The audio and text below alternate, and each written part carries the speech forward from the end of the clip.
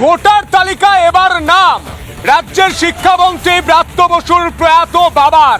ভাবতে পারছেন, ব্রাত্য বসুর বাবা তিনি মারা গিয়েছেন বছর খানেক আগে, তার নাম এখনো জলজল করছে ভোটার তালিকায়, এমনটাই অভিযোগ করছে বিজেপি এবং তথ্য প্রমাণ দিয়ে অভিযোগ করছেন তারা। ভোটার তালিকায় নাম ব্রাত্য বসুর প্রয়াত বাবার। বিস্ফোরক অভিযোগ বিজেপি। 2010 সালে মৃত্যু হয় ব্রাত্য বসুর বাবার। ব্রাত্য বসুর বাবা মারা গিয়েছেন 2010 সালে। আজ 2025, আজ পর্যন্ত নামটা জলজল করছে মন্ত্রীর বাবার নাম, মৃত বাবার নাম।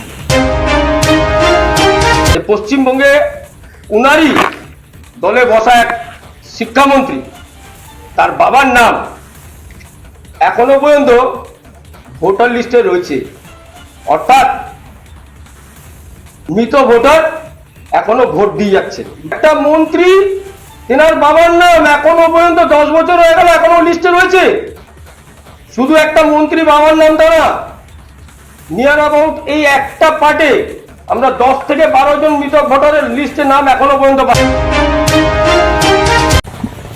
এই জন্যই এসআইআর এর প্রয়োজন।